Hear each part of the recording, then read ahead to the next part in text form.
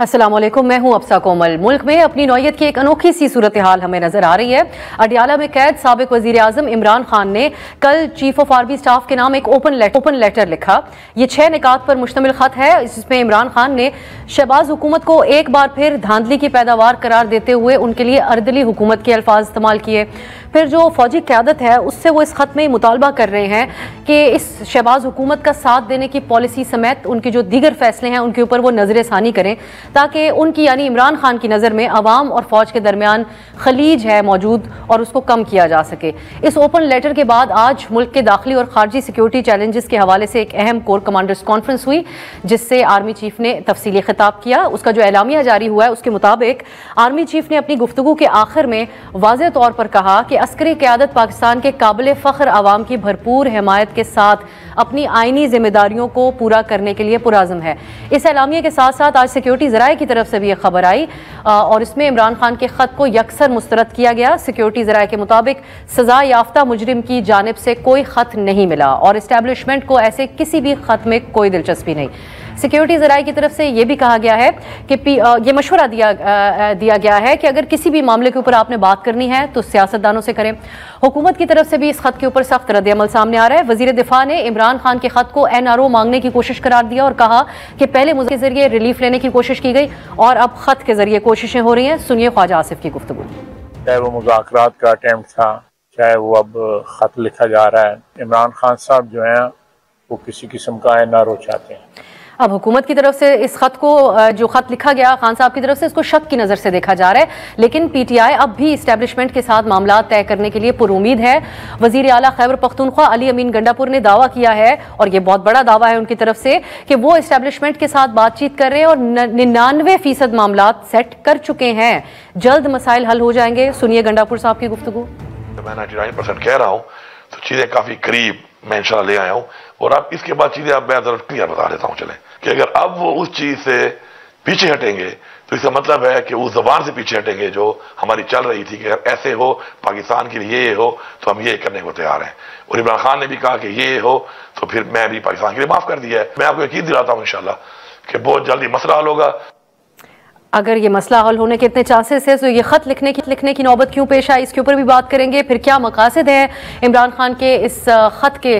क्या हुकूमत के इल्ज़ाम के मुताबिक ये वाकई NRO की कोशिश है या फिर इमरान खान वाकई वहाँ अडियाला में बैठ के इदारों की साख के लिए फिक्रमंद हैं? ये तमाम हमारे मौज़ूआत होंगे। दूसरी तरफ अदलिया का मामला भी ज़ेर बहस है। इस्लामाबाद हाईकोर्ट के 3 जज साहिब इस्लामाबाद हाईकोर्ट में 3 जजेस के ट्रांसफ़र के हवाले से सीनियरिटी प्रिंसिपल का जो तनाज़ा है उसमें आज ज़राए से ये खबर सामने आई कि इस्लामाबाद हाईकोर्ट के 5 जजेस जिन्होंने खत लिखा था पहले, उन्होंने अब चीफ जस्टिस ऑफ पाकिस्तान और chief justice Islamabad high court को एक रिप्रेजेंटेशन भेजी है, फाइल की है, जिसमें इस्लामाबाद हाई कोर्ट में सीनियरिटी लिस्ट के ऊपर भी सवाल उठाया गया है। इस तनाज़े का क्या मुस्तकबिल है, बात करेंगे। इस्लामाबाद स्टूडियो में हमारे साथ तशरीफ जहांगीर जदून साहब सीनियर माहिर कानून है, हमें ज्वाइन किया है बैरिस्टर उमैर न्याई साहब ने। पाकिस्तान तहरीक इंसाफ के रहनुमा राना एहसान साहब तर्जुमान बराए प्राइम मिनिस्टर हुकूमत की नुमाइंदगी करेंगे। बहुत बहुत शुक्रिया आप तीनों का। मैं राना साहब से आगाज कर लेती हूँ ताकि गवर्नमेंट का पॉइंट ऑफ व्यू आए। न्याय साहब फिर आप इस पर रिस्पॉन्ड कीजिएगा। राना साहब, ये तो आज तो सिक्योरिटी ज़राए से जो खबरें चली हैं वो तो हमने रिपोर्ट किया कि उसमें इस खत के हवाले से कोई दिलचस्पी जाहिर नहीं की गई है, लेकिन बुनियादी तौर पर इमरान खान जो पॉइंट उठा रहे हैं वो तो एक पैगाम बयानिया जारी कर रहे हैं और वो ये है, तवज्जो दिलवा रहे हैं और कंसर्न दिखा रहे हैं कि आपके साथ कुर्बत होना, इस्टेब्लिशमेंट की आपके साथ मिलकर काम करना, इलेक्शन का तनाज़ा मौजूद होना, फिर 26वीं तरमीम और इस किस्म के मुतनाज़ कानून साजी होना, ये सब आपके ऊपर सिर्फ बैडली रिफ्लेक्ट नहीं कर रहा। उन्होंने पैगाम ये दिया है कि ये इस्टेब्लिशमेंट की साख को मुतासिर कर रहा है। ये देखिए, बिस्मिल्लाहिर्रहमानिर्रहीम, ये तो PTI का रेटरिक है जो हम बार बार सुनते हैं, लेकिन हो क्या रहा है कि मुल्क आगे बढ़ रहा है। आपने देखा कि महंगाई की शरह 2.4% पे आ गई है, एक्सपोर्ट्स बढ़ रही हैं, सारे पॉजिटिव इंडिकेटर्स हैं, मुल्क जो है वो आगे बढ़ रहा है। तो ये इनका रेटरिक है जिसके ऊपर देखें, अगर आपने इन चीज़ों पे बात करनी है तो वो कौन सा प्लेटफॉर्म है जहां आप ये चीज़ों पे बात करेंगे। प्राइम मिनिस्टर शहबाज शरीफ ने कहा है कि आप पार्लियामेंट के अंदर हम एक जो है वो कमेटी बना देते हैं, आप उधर आ जाएं। वो वहाँ नहीं जाना चाहते। उसकी जगह हमें क्या बयान मिला, जो अभी KPK के नए सदर बने, उन्होंने कहा हम सूबों के रास्ते बंद कर देंगे वफाक के साथ, हम जो है वो सूबों से कनेक्शन रोक देंगे।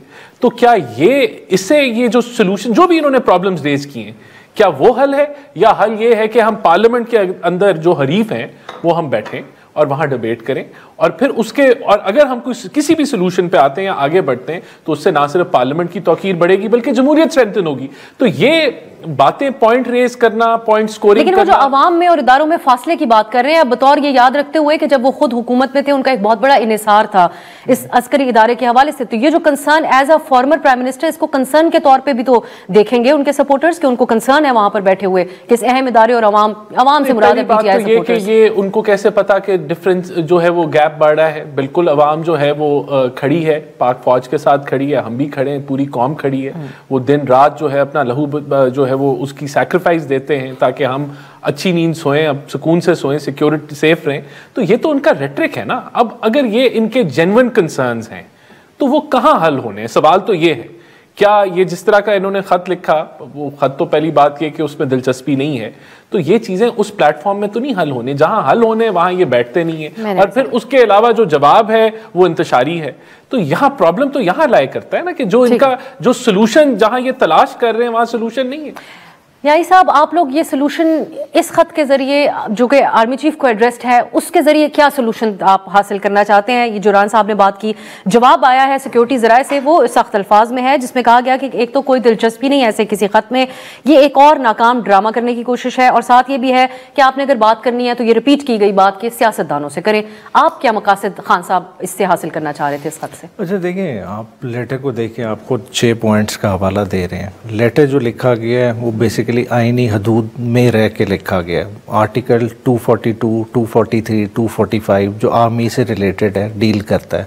बेसिकली ड्यूटीज़ याद दिलाई गई हैं कि आपकी ड्यूटीज़ क्या हैं, सरहदों की हिफाजत करना, और कोई भी जंग नहीं जीती जा सकती जिसमें अवाम आपके पीछे ना खड़ी हो।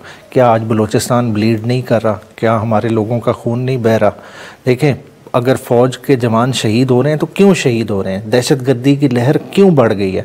हम एक छोटे छोटे इंडिकेटर्स का तो हवाला दे रहे हैं। के हवाले से तो जो पॉलिसी आपके पीटीआई के दौर में खान साहब की रही, आज हुकूमती वज़रा उसको इल्ज़ाम धरते हैं दहशतगर्दी खैबर पख्तूनख्वा में। नहीं, ओवरऑल देखें, आपका जो स्टेट अपरेटस है, देखें जो भी पॉलिसी इंटीरियर की कौन बनाता है, ठीक है? कभी क्या इस चीज़ पे कोई वाज़ेह डिबेट हुई? ठीक है, मसले हमारे पास मौजूद हैं। ठीक है, अफ़गानिस्तान में अमेरिका के इन्फ्लक्स के बाद वो जो इतना लेटेस्ट जदीद असला किस तरह से पाकिस्तान पहुंच गया, दहशतगर्दों के हाथ है। ठीक है, नाइट विजन इक्विपमेंट उनके पास है, हमारे लोगों का नुकसान हो रहा है। भी एक बहस है कि एक मौजूदा सेटअप है, एक माजी का सेटअप था। टीज फैंटास्टिक जब कहा गया, वो किसकी पॉलिसी थी? उस वक्त प्राइम मिनिस्टर कौन थे? लेकिन आपने न्याय साहब बात की है आईनी हदूद का, आप कहते हैं उन्होंने बावर करवाया, याद दहानी कराई है, तो फिर उस पर भी जवाबी तौर पर मीडिया आपसे सवाल तो पूछेगा कि अपने दौर के अंदर कौन सी ऐसी क्रेडिबल आपका तर्ज अमल था? आपने तो बड़ा फखरिया तौर पर बात सबके सामने तस्लीम की कि आप कानून साजी भी उनके जरिए करवाते थे।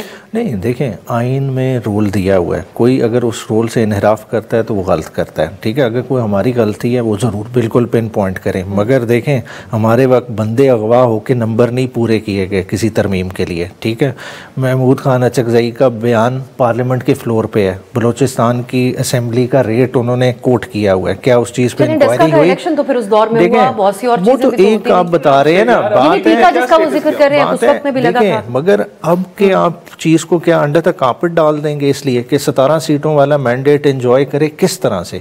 ठीक है, अगर 26 नवंबर को गोलियां चलाए किसके इख्तियार से? बात है ये सारी चीज़ें, इस कौम का खून ज़ाया हुआ है। अगर वो ड्रेकोनियन कवानीन पीका के जो है ना आड़ में पास करते हैं तो किस तरह से पास करें? देखें, सिविल राइट्स की इधर वायलेशन हो रही है कि नहीं हो रही? आप मुद्दा डाल रहे हैं, गवर्नमेंट है, गवर्नमेंट अपने पैरों पर खड़ी हो। वो कहते हैं नहीं पीटीआई ने भी ये किया हुआ है, तो क्या पीटीआई ने अगर पास में गलत किया है तो इनके पास जस्टिफिकेशन बन गई? एड्रेस करते कि हम माजी में को गलत तरस के ऊपर चल पड़े थे, अब आइडेंटिफाई करें गलतियां, बिल्कुल आइडेंटिफाई करें। जदून साहब की तरफ जाती हूँ अगर आपकी इजाजत हो। जदून साहब, वैसे आप कानूनी बात ही करते हैं, लेकिन मैं जरूर आपका जो एक तजुर्बा रहा है, मुख्तलिफ अदवार भी आपने देखे पाकिस्तानी सियासत के अंदर भी, डील्स भी होती रही, एनआरओज भी होते रहे, लेकिन ये एक अपनी तरह का मुनफरिद अंदाज नहीं है कि खत के जरिए वो उनको याद दहानी भी कुछ करा रहे हैं, कंसर्न भी बतौर प्राइम मिनिस्टर आपकी नजर में क्या वो अपना सामने रख रहे हैं? क्या ये एक एनआरओ और डील और तवज्जो हासिल करने की कोशिश है? देखिए, एक तो उनका ये ज़ाती मामला है कि वो किसको खत लिखते हैं और किसको नहीं लिखते, लेकिन इसमें तो कोई शक नहीं है वो भी ट्रबल में है, क्योंकि दिन ब दिन उनके लिए मुश्किलात बढ़ रही हैं और वो ये समझते हैं कि अभी कोई उन्होंने 26 नवंबर को आए, फिर 9 मई को उन्होंने वाक़या कर लिया, मतलब इतने सख्त से सख्त उन्होंने हालात जो है वो फेस कर लिए, उसके बावजूद भी समझते उनके लिए आसानी पैदा नहीं हो रही। तो ये एज ए लॉस्ट रिसोर्ट हो सकता है, उन्होंने लिखा हो हाथ के कुछ हो सकता है मेरे लिए कोई नरम गोशा पैदा हो, तो वो मेरे नहीं ख्याल कि जब तक वो उधर से नरम गोशा नहीं होगा तो इनके लिए कोई आसानी पैदा होगी। देखिए ना, अब अदालतों में इनके मामलात हैं, अदालतें तो जहाँ तक इनको रिलीफ भी मिल रहा है अदालतों से भी मिल रहा है, इसमें तो कोई शक नहीं है कि केसेस बहुत बने इनके खिलाफ या जो ह्यूमन राइट्स की वायलेशन भी हो रही हैं। तो हमारे मुल्क के अंदर देखें ना, आपको एक आइन के अंदर एक बताना पड़ेगा कि कौन सा मॉडल पाकिस्तान के अंदर चल रहा है। ट्रू डेमोक्रेटिक स्टेट है हम, पार्लियामेंट की सॉवरेनिटी है, रूल ऑफ लॉ है, रूल ऑफ द कॉन्स्टिट्यूशन है पाकिस्तान के अंदर, बताना पड़ेगा ना। अब फिलहाल हम कौन सा मॉडल जो है वो जस्टिफाई कर रहे हैं। देखिए क्या देना कि पार्लियामेंट सॉवरेन है, मेरे ख्याल में तो जिस तरह की पार्लियामेंट को सॉवरेन होना चाहिए नहीं है। अगर पार्लियामेंट सॉवरेन होती ना तो जो चेयरमैन सेनेट ने प्रोटेक्शन आर्डर पास किया वो आज तक इम्प्लीमेंट हो चुका होता। जो कौमी असम्बली के अंदर वाक़या पेश आया है, जो MNA के साथ जो कुछ हुआ, ये देखें ना, दोनों कल को राना साहब भी माशाल्लाह पॉलिटिशियन है, ये भी MNA है, तो एज ए पार्लियामेंटेरियन बात कर रहा हूँ मैं, कोई पॉलिटिकल पार्टी की नहीं बात कर रहा हूँ, ये किसी के साथ भी हो सकता है। तो आज दिन तक याद सादिक साहब ने कहा जी अब मैं तो इंक्वायरी इसकी नहीं कर सकता। तो जब तक आपकी पार्लियामेंट ये इनके, मैं ये नहीं कहता कि उस वक्त होता है आप भी हो, ये तो आप देखें ना। लेकिन ये आप भी ये कह सकते हैं जदून साहब के सियासतदानों ने जितनी मैक्सिमम अपनी स्पेस गिव अप कर सकते थे अब आज के दिन में वो कर चुके हैं। नहीं, पहले भी देखें 2018 में सबसे ज्यादा एस्टैब्लिशमेंट को जो स्पेस है वो इमरान खान ने दी है। तो जब एक बंदा देखे ना अपनी पावर जो है वो ले लेता है, इनक्रोच कर लेता है, तो उसका पीछे हटना जो है अब तो ज्यादा हो गई है ना, अब उससे आगे मजीद बढ़ रहे हैं। अब तो देखें ना, अदालतें भी कंट्रोल करना चाहते हैं, हर चीज जो है फेस। लेकिन उसका रास्ता राना साहब की हुकूमत प्रोवाइड कर रही है, ये इल्जाम है, इसका हम आगे बात करेंगे। सर एक ब्रेक की तरफ जाने, वापस आएंगे तो राना साहब से इसके ऊपर बात करेंगे। ये सिर्फ एक बात नहीं है, बहुत सी कानून साजी है, तमाम हवालों से बात की जाती है कि ये स्पेस इस वक्त की मौजूदा नून लीग की हुकूमत है जो 10 कदम आगे बढ़कर प्रोवाइड कर रही है। बात करते हैं एक ब्रेक के बाद।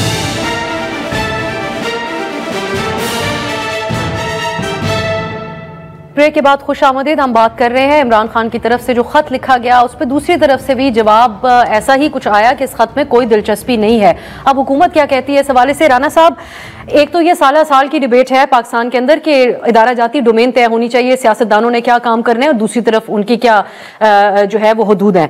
लेकिन अब जो आपकी हुकूमत है, शहबाज शरीफ साहब बतौर प्राइम मिनिस्टर जो हुकूमत है, इनके हवाले से तो ये बड़ा मजबूत तासुर कायम हो चुका है कि आप ज्यादातर चीजें जो है वो अपने इख्तियार में नहीं रखते और जो काम कर रहे हैं वो किसी और के एमा के ऊपर करें, खा वो कानून साजी हो जिसमें सर्वेलेंस के इख्तियार से मुतालिक है, मिलिट्री ट्रायल्स, तमाम चीजों का आप लोग दिफा करते नजर आते हैं। मीडिया के हवाले से भी जो कानून साजी हुई उसमें शक शुबहात का इजहार किया जाता है कि वाकई ही ये आपके लोगों का ब्रेन चाइल्ड है या फिर ये वजारत दाखिला की तरफ से क्यों आया, तो उसके ऊपर सवाल उठ जाता है। तो ये तासुर कैसे जाहिर करेंगे आप लोगों की? आप लोग देखिए, ये तो बड़ी बेसिक सी बात है कि जो चीज पार्लियामेंट ने पास की है, चाहे वो लोअर हाउस हो या अपर हाउस हो, वो फिर उसकी ओनरशिप है। फिर ये आप नहीं कह सकते कभी भी किसी भी, आज हम हुकूमत में, कल हम नहीं होंगे हुकूमत में, तो हम नहीं कह सकते कि ये काम जो है किसी के कहने पे किया या कैसे हुआ। ये ओनरशिप जो है ये पार्लियामेंट की है, ये ओनरशिप जो है वो ट्रेजरी बेंचेस में जो बैठे हैं उनकी है। बाकी ये बयानिए बनते रहते हैं, हमें जिम्मेदारी लेनी है कि अगर ये पास हुआ है तो ये हमने बनाया है, हमने इसको लॉन्च किया, हमने इनिशिएट किया और हमने पास। और जदून साहब भी जिस तरह बात कर रहे थे कि 2018 में मजीद जो है वो रोल बढ़ा दिया गया गैर सियासी लोगों का, लेकिन आप लोगों के दौर में भी अब हम देख रहे हैं वो और ज्यादा आगे बढ़ रहा है, तो उसको रोकने के लिए आपने क्या किया? आपने मजीद रास्ता अगर कोई जिसकी बेसिस पे इमरान खान ये खत लिखकर अपना एक बयानिया बिल्ड कर रहे हैं। अगर नहीं बयानिया तो देखें, खान साहब के अब बयानिया खत्म होने का वक्त है, बनने का वक्त नहीं है। खान साहब आज एक कन्विक्टेड क्रिमिनल हैं, वो भी करप्शन के ऊपर। उसके अलावा जो माशी इनका जो एक बयानिया था कि मईशत तबाह हो गई, मुल्क डिफॉल्ट हो गया, वो टर्न अराउंड हो गया है, मुल्क अब स्टेबलाइज हो गया है, हम ग्रोथ की तरफ बढ़ रहे हैं, सारे इंडिकेटर्स बेहतर हैं। और ये भी बयानिया जो बनता था कि अभी ये जिसके ऊपर रिलाई कर रहे हैं, इसी पे ही रिलाई कर रहे हैं कि पॉलिटिकल इंस्टेबिलिटी है इस मुल्क में, और पॉलिटिकल इंस्टेबिलिटी अगर रहेगी तो इकोनॉमिक स्टेबिलिटी नहीं आएगी। ये भी बस्ट हो गई है मिथ, क्योंकि इकोनॉमिक स्टेबिलिटी आ चुकी है और हम अब ग्रोथ की तरफ जा रहे हैं। और जब इकोनॉमिक स्टेबिलिटी कैसे आती है? इकोनॉमिक विजन से आती है जो प्राइम मिनिस्टर शहबाज शरीफ ने दिया। ग्रोथ के इंडिकेटर्स क्या है, लेकिन स्टेबिलिटी की बेसिस के ऊपर आप बात कर सकते हैं। वो तो आखिरी पॉइंट ये है कि जब इकोनॉमिक स्टेबिलिटी आती है तो उसके बाद पॉलिटिकल स्टेबिलिटी आ जाती है, क्योंकि लोग फिर इंतशारी जमातों के पीछे नहीं खड़े होते, उनको पता होता है कि हमारा इंटरेस्ट इसमें है कि मुल्क आगे बढ़े। न्याय साहब, अभी जब हम और आप इस प्रोग्राम में बात कर रहे हैं तो आपकी जमात के जुनेद अकबर साहब जो खैबर पख्तूनख्वा के सदर भी हैं, पब्लिक अकाउंट्स कमेटी के चेयरमैन भी, अभी वो ARY के ऊपर काशिफ अब्बास साहब को इंटरव्यू दे रहे हैं। उसमें उन्होंने कहा कि हमारी जमात में ऐसे लोग हैं जिन्होंने एस्टेब्लिशमेंट को हलफनामा दिया हुआ है कि जब हमारी जरूरत पड़े तो हम आपका काम करेंगे। तो खान साहब ने जो खत लिखा इसके अंदर उनको भी एड्रेस कर देते अगर आपकी जमात में ऐसे कोई लोग हैं, क्योंकि वो तो आपने कहा कि आईनी हदूद बता रहे हैं। तो आईनी हदूद बताया, जहाँ वो पैराग्राफ उठा के देख लेना जहाँ मेजर कर्नल लिखा हुआ है, वो एफिडेविट्स किसने लिए है वो उसी तरफ हवाला दे रहे हैं। खान साहब ने तो बड़ा कैटेगोरिकली अपने लेटर्स में लिखा है कि आर्म फोर्सेस का और काम है, पॉलिटिकल इंजीनियरिंग काम नहीं है। जो रोल है पॉलिटिकल विंग्स अगर बने हुए हैं, चीज़ों को सारों को तरफ उन्होंने बड़ा कैटेगोरिकल हवाला तो ये लोग उस इंजीनियरिंग मुबैना इंजीनियरिंग के अंदर नहीं, आपका एफिडेविट वाले सारे बेनकाब हो जाएंगे जिन्होंने दिए हैं। नाम ले लिया जाए न्याय साहब, ये तो शकूक है। आज आप पे खुदा न खास्ता कोई सवाल ना कर ले, तमाम पार्टी के अंदर जो दीगर हैं वो कारकुन आप लोगों के शक ना अपने जहन में चीजें मूव अराउंड करती रहती हैं। पॉलिटिक्स में लाइन अब खींचनी पड़ेगी। अब पॉलिटिक्स उस स्टेज पे चली गई है जहां आप दरमियान में नहीं खड़े हो सकते। या आप इमरान खान साहब के साथ खड़े होंगे या आप अदरवाइज खड़े होंगे, दरमियान वाला रास्ता नहीं है। देखें, जिस तरह अगर मुस्लिम लीग नून ने आज फैसला कर लिया है, उन्होंने एक लाइन खींच ली कि हमने जी एस्टैब्लिशमेंट की डिक्टेशन पे लेजिस्लेशन करनी है, तो उसका नतीजा भी तो आप भुगत रहे हैं। खुद आपने पीका का असर देखना शुरू हो गए हैं ना। लेकिन वैसे वो ओनरशिप ले रहे हैं न्याय साहब, ऐसा नहीं है कि जस्टिस ईसा के खिलाफ रेफरेंस हुआ तो बाद में कह दिया किसी और ने कराया था। राणा साहब आपके साथ बैठे हो, कहते हैं तमाम हमारी रेफरेंस एक वन पर्टिकुलर जज के अगेंस्ट था। हमने इदारे पे को सबोताज नहीं कर दिया। यहाँ इंडिपेंडेंस ऑफ जुडिशरी का सवाल खड़ा हो गया। 26वीं आईनी तरमीम के बाद जो हो गया मामला, देखें कंपैरिजन ड्रॉ कर लें। पीटीवी आपके तमाम चैनलों को किस लेवल पे ले गए, आप तमाम को पीटीवी बना दिया गया है स्पीकर के बाद। पीटीवी वाला प्रोग्राम नहीं, ओवरऑल माहौल वही बना दिया है, वो माहौल वही बना दिया। अल्टीमेटली इसके असरात इसी तरह जुडिशरी को टारगेट करके क्या करना चाह रहे हैं कि जुडिशरी ना रहे, जुडिशरी एग्जीक्यूटिव के रोल में आ जाए। जब आप बेंच को उस तरह से सेट करने लग जाए, जब आप इस्लामाबाद हाई कोर्ट के आप तासुरात जदून साहब से बेहतर पूछ लेंगे। ये अगला हमारा मौजू है, अगर आप इजाजत दें। जो गंडापुर साहब ने एक और बात कही है कि 99% मामलात इस्टेब्लिशमेंट के साथ सेट कर चुका हूं। फिर एक आम आदमी के जहन में यही आएगा, फिर ये खत लिखने की नौबत क्यों पेश आई अगर गंडापुर साहब कुछ डील बना रहे हैं बैठ के? देखिए डील किस तरह से बनेगी, देखिए मामलात सेट किस तरह से, देखें जो मामलात सेट होंगे वो खान साहब के ज़रिए ही सेट होंगे। देखें, सबसे बड़ी अगर डील की राह में भी रुकावट है तो इमरान खान है। इमरान खान एक क्लैरिटी के साथ जेल में है। उन्हें पता है कि पॉलिटिकल विक्टिमाइजेशन के केसेस हैं, एक पर्टिकुलर टाइम लाइन पे जाके इन चीज़ों ने ख़त्म होना ही होना है। तो वो अपना कभी भी आज एक छोटे गेन के लिए अपना पॉलिटिकल कैपिटल नहीं एग्जॉस्ट करेंगे। देखें, ज़ाती आज़ादी के लिए वो इतना बड़ा सेक्रीफाइस करने को तैयार नहीं है कि वो सबको महकूम कर दें। तो वो जिस स्टांस पे खड़े हैं वो खड़े रहेंगे। बाकी और जो तो मैं इस पे राणा साहब का पॉइंट हुई ताकि हम आगे अदलिया के बारे में बात करें। साहब, सिर्फ गंडापुर साहब इतना नहीं कह रहे, वो कह रहे हैं न सिर्फ 99% मामला सेट है बल्कि ये भी तय हुई खान साहब की तरफ से कि ये मामलात हैं, इनके ऊपर अमल हुआ तो मैं माफ करने को तैयार हूं। और लेकिन गंडापुर साहब को यह भी उम्मीद है कि जिन लोगों से उनकी बात हुई वो जुबान से फेरेंगे नहीं अपनी बात। देखिए, अगर गंडापुर साहब वाकई 99% उन्होंने मामला सेट कर लिए तो गंडापुर साहब अभी पाकिस्तान तहरीक इंसाफ के सदर होते, उनको तो केपीके की सदारत से भी उठा दिए। वो कह रहे हैं उनकी मसरूफियात के बायस बतौर वज़ीर आला जो मेरे ख्याल से अब वो अपनी सीएम से बचाने के लिए ये मौक़िफ़ कर रहे हैं। ये जो 99% उन्होंने कहा है उन्होंने अचीव कर लिया है, ये इधर ही रुक जाएगा, उनको वो 1% नहीं मिलेगा। मैं सिर्फ इतना ही कहूँगा।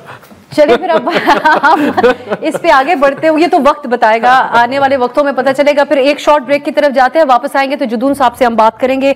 5 जज साहिबान की तरफ से एक लेटर तो लिखा गया था सीनियरिटी के हवाले से, जो इस्लामाबाद हाई कोर्ट में एक तनाज़ा चल रहा है जज साहिबान की, लेकिन उसके ऊपर आज बाकायदा तौर पे एक रिप्रेजेंटेशन भी फाइल की गई है। ये क्या होता है, इस हवाले से आगे क्या होगा, इस पर हम जदून साहब की माहिराना राय शॉर्ट ब्रेक के बाद शामिल करेंगे।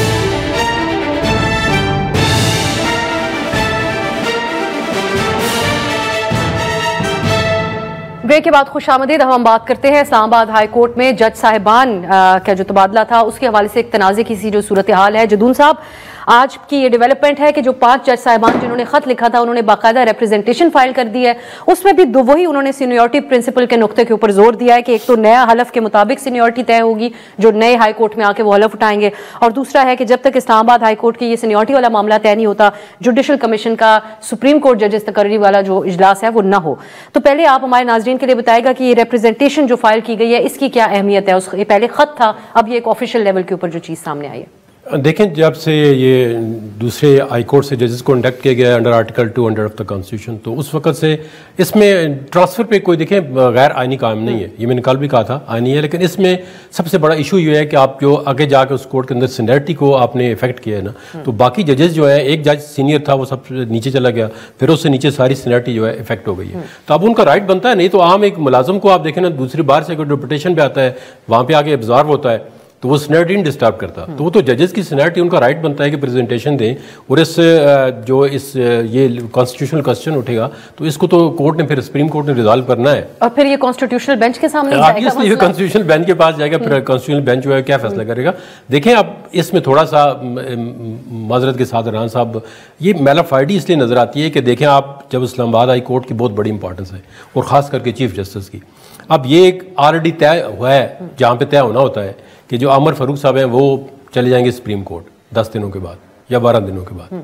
उसके बाद चीफ जस्टिस एक ऐसा यहाँ पे होना चाहिए जो एटलीस्ट गवर्नमेंट को जो है ना सूटेबल हो, ठीक है। ये 2018 में भी इस तरह ही था, उसकी वजह थी जब मियाँ साहब पे भी केसेस बने थे, तो वो चाह रहे थे कि ऐसा चीफ जस्टिस हो जिसको जो भी कहा जाए वो ये जो सीनियर प्यूनी जज हैं ये उस बेंच पे बैठते थे माजरत के साथ, आमर फारूक साहब के साथ, ठीक है। अब बाद में देखो ना, उसी वक्त प्रोसिक्यूशन ने आगे कह दिए ये केस गलत बनाए थे, और मैं आपको अभी लिख के दे रहा हूँ कि इमरान खान के खिलाफ जो अभी केसेस बन रहे हैं ना, एक वक्त आएगा कि प्रोसिक्यूटर आगे कहेगा जी ये केस सारे गलत बने हुए हैं, वो उनके तो यानी इस्लामाबाद हाई कोर्ट के ऊपर कब्जा करने की कोशिश की है हुकूमत ने, इल्जाम दुरुस्त है गवर्नमेंट कब्जा आप समझेंगे, कैप्चर समझे, इसमें एक बिल्कुल इसकी मैलाफाइडी को आप रूल आउट नहीं कर सकते सिर्फ एक जज की वजह से। बाकी देखे ना, ट्रांसफर पे तो कोई बंदा जो है मेरे ख्याल में ये भी नहीं अपोज कर रहे, वो भी नहीं कर रहे, उन्होंने तो कराई चले गवर्नमेंट को, अगर आप कहते हैं उन्होंने कराई है, तो अब ट्रांसफर पे पाबंदी वो तो आइन का है, लेकिन आप देखें ना, अब इस्लामाबाद के अंदर जो है, फिर इस्लामाबाद के जजों को आप बाहर भी लेके जा सकते हैं, अब इसमें जज की कंसेंट शामिल होती है, तो ये एक किस्म का मैनेज किया गया है। कंसेंट भी खत्म करना चाहते थे उस तरमीम में, लेकिन वो एक शिक नहीं हुई। लेकिन जदून साहब ये भी फरमा दें कि अब ये जो हलफ की बात जज साहिबान कर रहे हैं कि नए हाई कोर्ट में आके जब आप हलफ उठाएंगे वहां से आगे तय किया जाए, क्योंकि आइन इस बारे में तो खामोश है, ये तो तय है कि प्रेसिडेंट साहब कर सकते हैं। आइन हलफ के बारे में भी खामोश है और सीनियरिटी के बारे में कि दूसरा जज जब जाएगा, ये पहली दफा इस तरह हुआ है। तो आपकी राय क्या है इस पे? मेरी राय है कि देखें, अगर आप उनको इंडक्ट करना ही चाहते हैं तो फिर देखें ना, एक नया हलफ आके लें और फिर वो उनकी सीनियरिटी को डिस्टर्ब ना करें। आप देखें ना, आप ये तो नीचे उस दिन जो, अब एक और बात है ना, अब देखें इसमें जो आपने इसकी रीजन है ना, वो कुछ नहीं है कि आपने क्यों ट्रांसफर किए, और टाइमिंग जो है इसकी बहुत इंपॉर्टेंट है। दो चीजें इसमें बहुत इंपॉर्टेंट है, ठीक है, आईनी काम करते हैं, एक बंदा है, कोई मिनिस्टर है, सेक्रेटरी है, वो एक अपनी पावर यूज करता है, आईनी, कानूनी या डिस्क्रिशन, तो उसको रीजन देनी पड़ती है कि मैं ये काम क्यों कर रहा हूँ। 10 दिन पहले इस्लामाबाद हाई कोर्ट के अंदर एलिवेशन हुई है, 5 सीटें खाली थी, 2 जज बना दी, 3 सीटें इंटेंशनली वैकेंट रखी गई हैं इन जजेस के लिए। ऑलरेडी इस्लामाबाद हाई कोर्ट के अंदर जो जज काम कर रहे हैं वो तमाम सूबों से आए हुए हैं, वो इस्लामाबाद के नहीं है, वो पंजाब से भी हैं, बलूचिस्तान से भी हैं, सिंध से भी हैं, केपी से भी हैं। अब इन 3 जजेस को जो लाया गया है, ये खास मकसद के तहत लाया गया और तब तमाम इस्लामाबाद हाई कोर्ट की सीनियरिटी को टोटली डिस्टर्ब कर दिया गया। ठीक है, ये हुकूमत की इंटेंट और नीयत के ऊपर जो सवाल है उसी में आपकी गुफ्तगू भी ऐड ऑन करती है। न्याई साहब, ये चीफ जस्टिस याया अफरीदी साहब ने कल इस मामले को एड्रेस किया, वो ये कहते हैं कि एक तो मैं बातचीत करूंगा जज साहिबान से जो इस्लामाबाद हाई कोर्ट के हैं, और उनका ये अज़्म भी है, उन्होंने इस अज़्म का भी इजहार किया कि ये तबादला का जो तरीकाकार है ये खुश आइंद बात है और अच्छा ही साबित होगा। तो आप एक आज की जो डेवलपमेंट है जजेस की तरफ से बाकायदा तौर पे जो लिखा गया उसको कैसे देखते हैं, और चीफ जस्टिस तो मुतमईन हैं इस तमाम तरीक़ाकार से? देखिए, 26वीं आईनी तरमीम के बाद तमाम प्रोसेस ही डिस्टर्ब हो गया। अगर 26वीं आईनी तरमीम ना होती तो आज चीफ जस्टिस ऑफ पाकिस्तान इस पोजीशन पे कोई और जज साहब होते, और उसी तनाज़ुर से अगर आगे देखते चलें, देखें जुडिशल सर्विस जो है ये हाई कोर्ट की अलग-अलग सर्विस है, ये कोई यूनिफाइड जुडिशल सर्विस का कॉन्सेप्ट नहीं है कि इन तमाम की सीनियरिटी सूबे लेवल्स पे नहीं, एक फेडरल लेवल पे मेंटेन्ड हो। हर किसी की इंटरसी अपने हाई कोर्ट में एक सीनियरिटी थी, आपने वहाँ से उठा के एक जज को अगर नंबर 2 पे प्लेस कर देते हैं तो आपने इधर के जो जजेस की सीनियरिटी डिस्टर्ब की, मीनिंग देयर बाय उनकी टर्म्स एंड कंडीशन को आपने डिस्टर्ब किया, और ये डायरेक्टली आपके इंडिपेंडेंस ऑफ जुडिशरी के प्रिंसिपल को हिट कर रही है। तो ये किस तरह से सस्टेनेबल होगी? अगर ये ट्रांसफर होती, आते जिस दिन से इस हाई कोर्ट को ज्वाइन किया, बॉटम एंड पे लेडर पे ज्वाइन कर लेते तो शायद किसी का एतराज ना होता, मगर जिस तरह से जदून साहब ने पिन पॉइंट किया तो चीज़ें वाज़ेह नज़र आ रही हैं कि ये मामलात किस तरफ जा रहे हैं। राना साहब, ये जितना कंट्रोल हासिल करने की आपकी कोशिश है, सहाफ़ी आपके खिलाफ सरापा एहतजाज हैं, वकला भी सड़कों पर निकल आए हैं, इस बारे में कंसर्न्स इंडिपेंडेंस ऑफ जुडिशरी के हवाले से सिर्फ पाकिस्तान के अंदर नहीं, इंटरनेशनल लेवल के ऊपर भी जो कानून और इंसाफ की बात करते हैं इदारे, उनकी तरफ से भी किए गए हैं। तो इससे क्या फायदा होगा बजाय इसके कि आमराना अदवार की याद ताज़ा हो रही है? 2-3 दिन से हर टॉक शो में आमराना अदवार के साथ मुवाजना किया जा रहा है आपके दौर का। मैं नहीं इससे एग्री करता। बात यह कि अगर तो पाकिस्तान की जुडिशरी बड़ा कोई परफॉर्म कर रही होती और बड़ा अच्छा चल रही होती तो हम ये जरूर डिबेट करते, लेकिन आपकी जुडिशरी की परफॉर्मेंस दुनिया में बॉटम के अंदर है।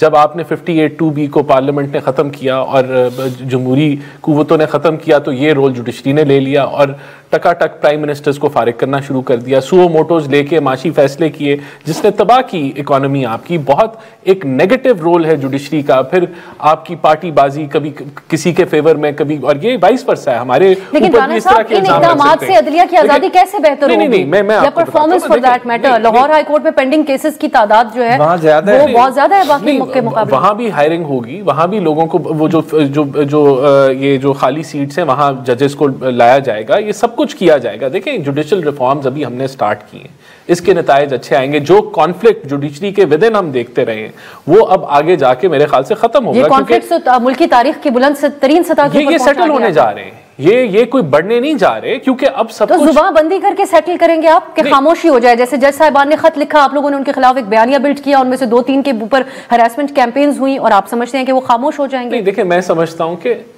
कानून साजी हो गई है, आईनी अमेंडमेंट हो गई है, सारे जजेस ने आइन की पासदारी का हल्फ लिया है, उसको इम्प्लीमेंट कराना है। ये तो सब एग्री करते हैं ना कि कोई जो तकरीरियां हुई, जो ट्रांसफर्स हुई, वो आईनी है। अब ये भी इसके ऊपर भी क्लैरिटी के ऊपर सवाल उठ रहा है आपके, और अगर ये पीटीआई के दौर में हो रहा होता तो आपने भी यही सवाल उठाया होता। इंटेंट हो, स्पिरिट हो, मेलाफाइडी हो ना हो, वो तो एक एंडलेस डिबेट है। उसके अंदर जो यहाँ पोलराइज्ड माहौल है उसमें तो साइड्स लेनी है। हमने किस चीज को देखना है? हमने आइन कानून को देखना है। आइन कानून वायलेट नहीं होना चाहिए, ये जो है this is the bottom line. Jadoon साहब, जो चीफ जस्टिस साहब ने मुकम्मल एतमाद का इजहार किया इत्मीनान का कल, उसको आप कैसे देखते हैं?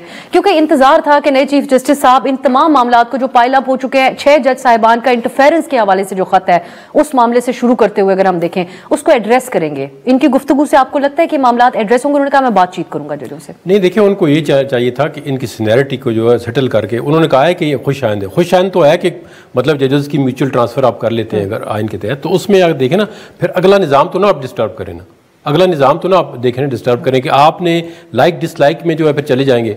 अगर ये तो आप देखें बिल्कुल 100% बात ठीक है कि जिस जज ने जो लाहौर से आए डोगर साहब, उन्होंने chief justice Islamabad high court बनना है, इसमें तो 1% भी शुबा नहीं है। मेरे ओपिनियन हो सकता है मैं रॉन्ग, लेकिन जो प्राइमा फिशाई देखें ना, हमें एक डिटरमिन होता है कि प्राइमा फिशाई केस किस तरह बनता है। प्राइमा फिशाई जी इसका मकसद ये है कि डोगर साहब को लाया इसलिए गया है। आज देखें ना, सारी कमेटी, एडमिनिस्ट्रेटिव कमेटी उनके हवाले कर दी गई है। तमाम जितने जजेस के एंटी टेररिज्म दूसरे उनको अख्तियार जो है मॉनिटरिंग जज उनको बना दिया गया। तो इसमें जब उनको लाया गया है वहाँ से 15 नंबर से, हमें ज़ाती तौर पर उनको कोई इख्तलाफ नहीं है। देखिए, उनको यहाँ पे लाया गया है तो उसका मकसद सिर्फ यही था कि आमिर साहब के पास इनको chief justice of Islamabad high court लगाया जाए। क्योंकि उस आप देखें, अगर मिसाल के तौर पर हुकूमत एक जज को नहीं लगाना चाहती थी, उनके पास ये भी ऑप्शन थी। हमारे 3 जज थे, मुहसिन अख्तर कियानी साहब, मियां गुल हसन साहब और जहांगीरी साहब, ये 3 जो है उसमें आते थे। इन तीनों में से किसी को लगाते, अगर उनको सीनियर प्यूनिंग जज पसंद नहीं था तो Mian Gul Hasan is a very balanced जज, उन्होंने कभी भी जो है। लेकिन अब देखें ना, एक बाहर से बंदा आके आप उसको चीफ जस्टिस बना रहे हैं, डायरेक्ट सीनियरिटी को डिस्टर्ब कर रहे हैं, तो ये हम वकला के लिए बड़ा डिस्टर्बिंग है और ये पूरे इस जुडिशियल सिस्टम के लिए बहुत डिस्टर्बिंग है। और 26वीं आईनी तरमीम ने देखें बेसिकली जो आइन का स्ट्रक्चर था ना उसको शेक कर दिया है। इंडिपेंडेंस ऑफ जुडिशरी खत्म हो गई है। मैं आपको एक स्टेटमेंट दूं, एक पॉलिटिकल लीडर ने पिछले 2 हफ्ते पहले क्या स्टेटमेंट दी, उसने कहा जो भी फैसला आएगा 26वीं तरमीम में हम नहीं मानेंगे। अब इससे बड़ी एक लीडर जो है, कल को उसने प्राइम मिनिस्टर बनना है मुल्क का, या अभी भी वो is a part of the government, तो वो अगर ये बयान देता है जी कि जो भी फैसला आएगा 26वीं तरमीम में हम नहीं मानेंगे, जिसका क्या मतलब हुआ कि मतलब है पार्लियामेंट आप सॉवरेन है, आप सॉवरेनिटी जहां पे आपकी बनती है वहां पे आप लें। देखो, ट्राइकॉटनी ऑफ द वर्ड, मैं आपको पहले कहा है ना कि अब हमें कौन सा मॉडल चाहिए पाकिस्तान के अंदर, हम डेमोक्रेटिक स्टेट हैं, हम ट्राइकाटमी ऑफ द पावर जो कॉन्स्टिट्यूशन पे लिखा गया है उसको आया क्यों नहीं हम इंप्लीमेंट कर रहे हैं। देखना रान साहब ने कहा जी गैर आनी तो बात कोई नहीं है, गैर आनी इसमें यह है कि हमारा मुल्क जो है वो आइन के मुताबिक जिस तरह आइन में लिखा गया है उसको डिस्टर्ब कर दिया। लेकिन आइन को हम अपने तरीके से इधर उधर बातें अल्फाज घुमाकर वो कर लेते हैं। देखें ना आप अगर आप जो आइन में लिखा गया उसके मुताबिक मुल्क चलाएं, जो जब अपने जो खत लिखा, खत लिखने की जरूरत ही नहीं है ना, उनका जो रोल है एस्टैब्लिशमेंट का उसके मुताबिक अमल करें। डिफेंस ऑफ पाकिस्तान उनका रोल है बेसिकली, इसमें किसी की इंटरफेरेंस नहीं है। गवर्नमेंट जो चाहती है पॉलिसी बनाती है, इंप्लीमेंट करना उनका काम है। सर मुझे एक ब्रेक की तरफ जाना है, लेकिन जदून साहब आप इस पे भी बात कीजिएगा कि क्या इन मामलात के ऊपर वकला यूनाइटेड है, पाकिस्तान के अंदर यकजा है, या उसमें उनमें भी तकसीम है, क्योंकि एक पोलराइजेशन का माहौल तो पाकिस्तान में है। एक शॉर्ट ब्रेक, वापस आके इस पे बात होगी।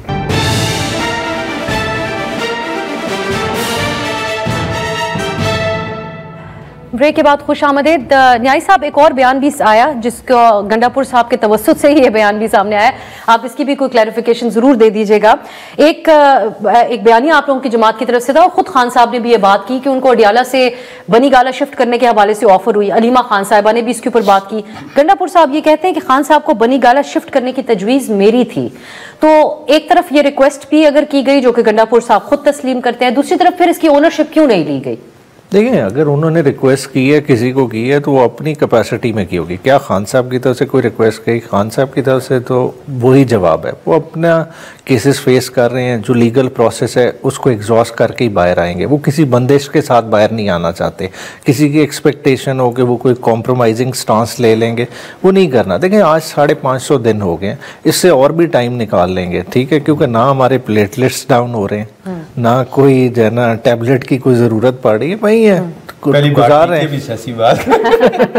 14 साल होते नहीं, ये तो खाम ख्याली होती है। देखें, जब इन्हें बाहर गए थे तो इसाक डार साहब की कैफियत आपको पता था। हमारा तो लीडर खुद फेस कर रहे हैं, वो कह रहे हैं मैं आखिरी बंदा आऊँगा जो बाहर आऊँगा, बाकियों की बात कर रहे हैं। तो कोई नहीं, इतना कोई मसला नहीं है, आगे भी टाइम है, डिफ़िकल्ट टाइम आते हैं, पॉलिटिशियंस पे आते हैं, मगर बात है इस वक्त क्या छोटी कॉज के लिए अपने नज़रिए को सेक्रीफाइस करना चाहिए कि नहीं। उस पर खान साहब ने एक पोजीशन ले ली है और वो उस चीज़ पे पूरा उतर रहे हैं हर रिस्पेक्ट से। राना साहब, तजाद तो अपनी जगह, जो खान साहब बात कह रहे हैं, जो गंडापुर साहब कह रहे हैं, एक उनके दरमियान राब्तों का भी फुकदान जमात के साथ रहता है। लेकिन राना सनाउल्लाह साहब ने ये बात तो एक प्रेस कॉन्फ्रेंस में तस्लीम की कि खान साहब ने उनकी तवक्कुआत के बरक्स जेल अच्छी काटी है। आप भी ये बात तस्लीम करते हैं? देखिए, जेल वो इसलिए काट रहे हैं क्योंकि उनको सज़ा हो चुकी है और वो ही इज़ गिल्टी। अगर वो अच्छी काट रहे हैं या बुरी काट रहे हैं, तो सबसे ज़्यादा अच्छी तो मेरे ख्याल से आसिफ अली ज़रदारी साहब ने जेल काटी, और वो तो उन्होंने मेरे ख्याल से 10 साल से ऊपर का टाइम जो है वो काटा। लेकिन ये कोई कॉम्पिटिशन नहीं है। देखें, बात ये है कि खान साहब को अगर किसी चीज़ का क्रेडिट जाता है तो वो इस चीज का जाता है कि उन्होंने इस मुल्क में पोलराइजेशन की है। ये क्रेडिट तो देखें, हमें लगा वाकई आप उनकी को तारीफ करने लगे। नहीं, और मैं जेन्युइनली मैं कह रहा हूं कि मैं ये नहीं कि मैं कोई पुराना सियासतदान नहीं हूं, लेकिन ये जो नया ट्रेंड है कि सियासतदान आपस में बैठ नहीं सकते, यानी कि गवर्नमेंट और ऑपोजिशन या जो भी हमारे रोल्स रिवर्स कर दें, हम बैठ के अपने मुल्क के मफाद के लिए इकट्ठे नहीं हो सकते, अपने इशू रिजॉल्व नहीं कर सकते। ये नया सियासत है और ये जमहूरियत नहीं है। चलें, अब उनको फिर अगर आप तंज में ही बात करें तो एक क्रेडिट और भी जाता है कि वो अडियाला में बैठे हैं, लेकिन मौजूद बहस वही बने हुए हैं। जदून साहब, एक और मामला जो हुकूमत के सर पे तलवार की तरह लटक रहा है, क्योंकि सहाफियों के अंदर जो गुस्सा, गमो गुस्सा है, वो हर गुजरते दिन के साथ बढ़ रहा है। पीका के हवाले से आप क्या कहते हैं? वकला बरादरी भी इस चीज के ऊपर एहतजाज कर रही है। न सिर्फ ये मेन स्ट्रीम मीडिया का मामला है, ये एक आम आदमी का भी जो राइट है, उसको आज़ादी इजहार राय को क्रिमिनलाइज कर दिया शहबाज शरीफ साहब की हुकूमत ने, जिसमें अपील का हक भी सुप्रीम कोर्ट के फोरम के ऊपर मौजूद है। ये कितनी तशवीशनाक बात है आपकी नज़र में? ये देखिए, जो भी आप कानून बनाते हैं तो उसके अंदर स्टेक होल्डर होते हैं, जो उनके साथ कंसल्टेशन ज़रूरी है। अब मीडिया की तंजीमें भी ये कह रही हैं कि पीका एक्ट बनाने से पहले हमें ऑन बोर्ड लेते, हम इस पर कोई मशवरा करते। अब इसमें जो सेक्शन 20 थी, पहले इस्लामाबाद हाई कोर्ट ने इसको स्ट्राइक डाउन किया हुआ है कि जी आप देखें ना, इज्जत तो गवर्नमेंट की साइड की भी वही है जो प्राइवेट बंदे की है। देखें, अगर आप फेक न्यूज़ की डिफिनेशन ही नहीं है तो आप किसी को उठा के, अब जो FIR तो गवर्नमेंट ने करनी है ना, FIA ने करनी है, तो FIA पर भी FIR हो ना। देखिए, FIA पर भी जब FIR होगी तो फिर लॉ बैलेंस होगा।